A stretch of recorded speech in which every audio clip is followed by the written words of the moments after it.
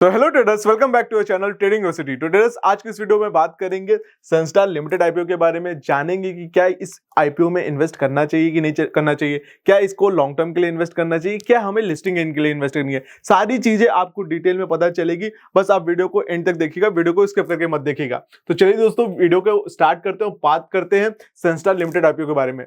तो ये company founded हुई थी 1982 को, ठीक है। 1982 को ये फाउंडेड हुई थी। Sunstar limited manufacture speciality plant based product ये बनाती है एंड इनका इंग्रेडिएंट सोल्यूशन है जो मींस जो फूड प्रिपरेशन होते हैं, जैसे आइसक्रीम बनता है या फिर कोई भी ऐसे सॉलिड फ्रोजन फूड होते हैं, उसमें जो केमिकल्स लगते हैं वो ये कंपनी प्रोवाइड करती है। उस सेगमेंट में ये काम करती है। तो बहुत ही अच्छी चीज है, क्योंकि जितना भी फ्रोजन फूड के सेगमेंट है वो कंटिन्यूसली ग्रो करे और आगे जाके भी ये ग्रो करेंगे। जैसे कि आप आइसक्रीम का देख लीजिए कितना डिमांड है, आप जोमेटो करते हैं, उसमें आपका फ्रोजन फूड बहुत सारे आते हैं, फिशेस होते हैं, तो उस सेगमेंट में काम करती है। प्लस ये पेट फूड भी बनाती है जो कि फ्रोजन होते हैं। और आपको भी पता है कि आजकल इंडियन में कितना ज्यादा है पेट को लेके, कितने ज्यादा वो लोग परचेज कर रहे हैं और उसको मानते हैं कितना। तो ये फिर पेट अच्छे सेगमेंट में काम करती है, ठीक है।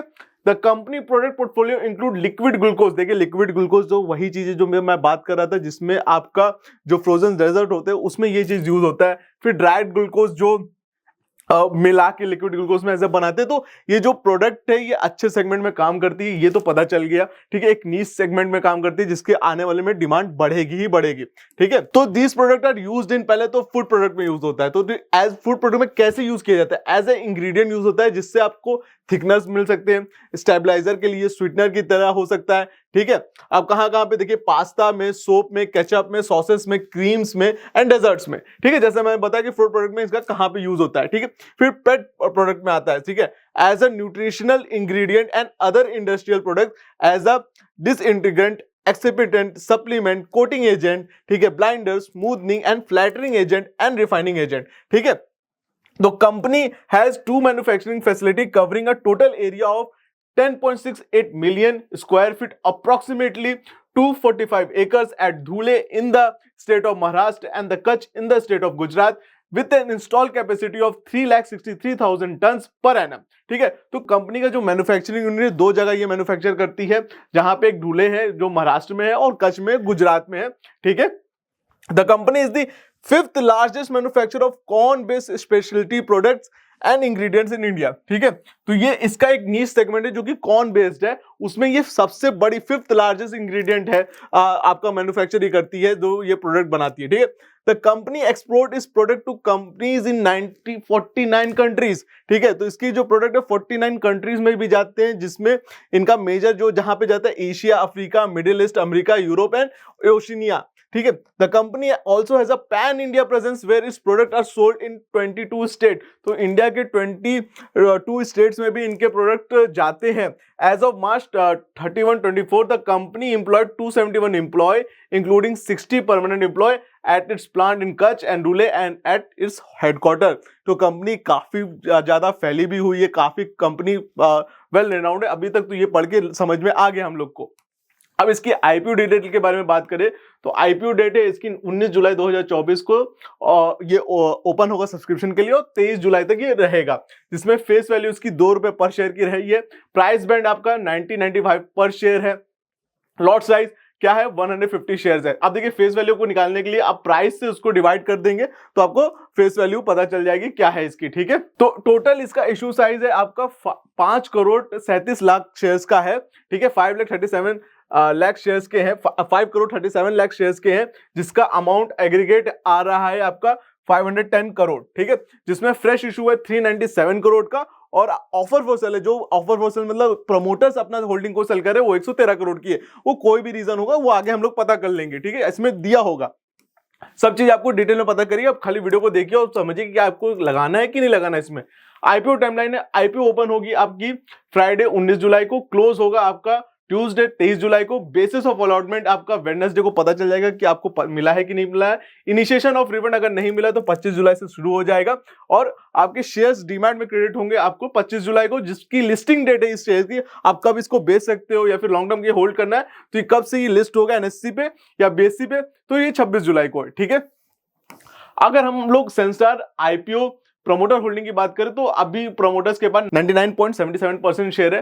जो कि पोस्ट आईपीओ के बाद इनके पास 70% स्टिल रहेंगे। तो ये दिखाता है कि प्रमोटर्स को अपनी कंपनी पे बिलीव है, तभी वो 70% करें, नहीं तो जनरली प्रमोटर्स अपनी होल्डिंग को निकालते हैं, ठीक है, अच्छा खासा निकालते हैं। अब सेंस्टार का फाइनेंशियल अगर हम परफॉर्मेंस देख ले तो पीरियड एंडिंग के अगर हम लोग बात करें तो मार्च 2022 में और 2023 और 2024 का परफॉर्मेंस ये, तो मार्च 2022 में 207 था, फिर 368 हुआ, फिर 527 हुआ। तो एसेट आपका ईयर ऑन ईयर बढ़ रहा है। रेवेन्यू आप देखोगे तो 2023 से 2024 में थोड़ी सी डिक्लाइन आई है रेवेन्यू की, ऑलमोस्ट कह लीजिए 10% की आई है।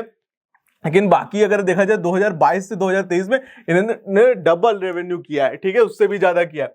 तो प्रॉफिट आफ्टर टैक्स भी देखा जाए तो अगर रेवेन्यू डिक्लाइन हुई तो भी अगर प्रॉफिट आफ्टर टैक्स इनका बढ़ा ही बढ़ा है।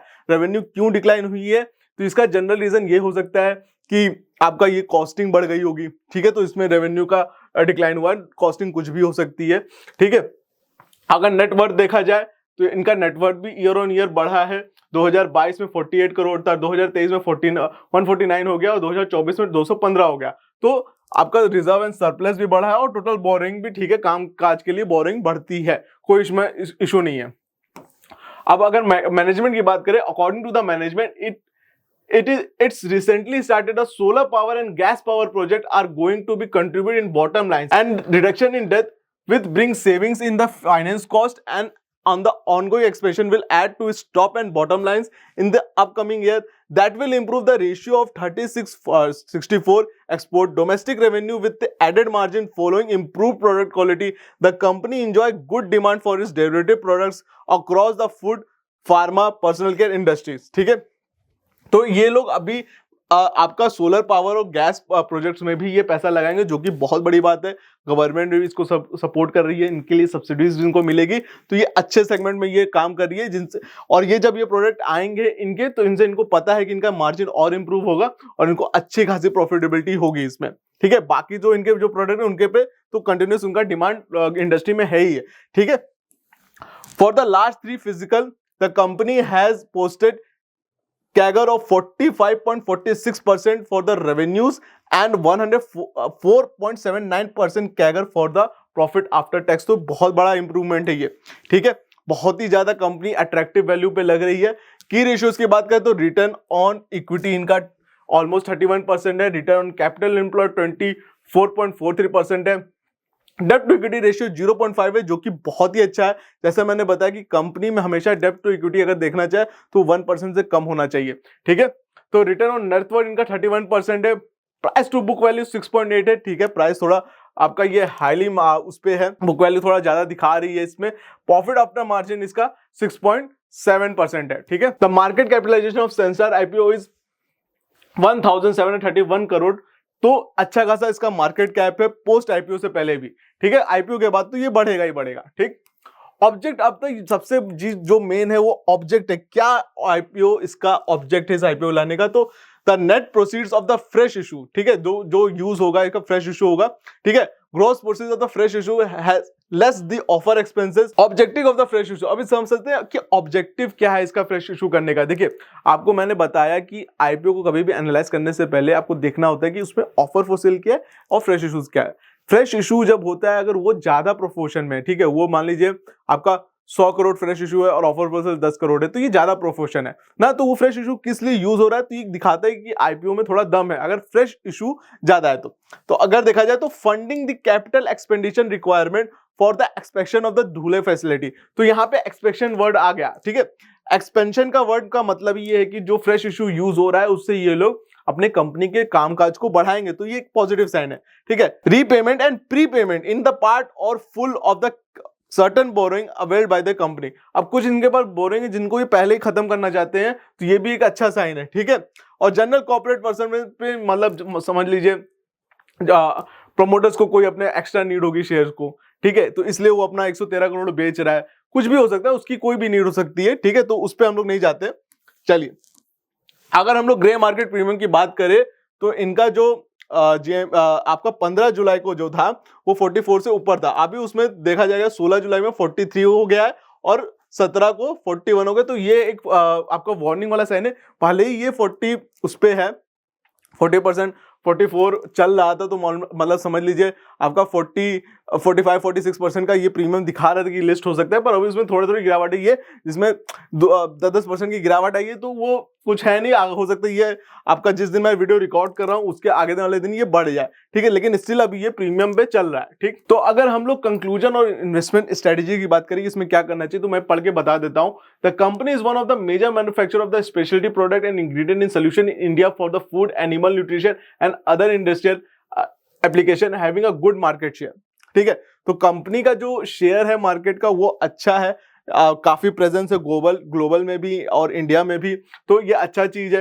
ये एक अच्छा दिखाता है कि आईपीओ में आप इन्वेस्ट कर सकते हो, आपको इंटरेस्ट दिखाता है। Based on FI's 24 super earning the issue appear aggressively priced, ठीक है। अब AIIMS rising demand it's product the management is confident of improving the trend reported and it's performance post expanded capacity. Well informed investor may park moderate fund for the long term, ठीक है। अगर आपको इसमें दिखा जाए कि जो इसके डिमांड है उसके ऊपर पे ये जो प्राइसिंग हुई है बहुत ज्यादा हुई है, ठीक है। और जो कंपनी का मैनेजमेंट ये कह रहा है कि भाई वो कॉन्फिडेंट है कि इनकी जो प्रोडक्ट्स है इसी तरह सेल करते रहेंगे, तो एक अच्छा चीज दिखा रहा है। बट आपको इसमें सिर्फ लॉन्ग टर्म के लिए ही पैसा पार्क करना है। आप मॉडरेट मतलब एक लॉट लेके जा सकते हो, बहुत एग्रेसिव मत जाओ। अगर आपको वेट करना है तो वेट भी कर सकते हो। अकॉर्डिंग टू पीए थोड़ा गिर भी सकता है, थोड़ा महंगा लिस्ट हो रहा है तो ये गिर भी सकता है, तो आप उसमें भी अप्लाई कर सकते हो। अदरवाइज तो कंपनी जिस सेगमेंट में काम करती है बहुत ही अच्छा सेगमेंट है। तो आई होप दोस्तों आपको वीडियो में समझ में आया होगा कि सनस्टार आईपीओ लिमिटेड में कैसे आपको इन्वेस्टमेंट करना है।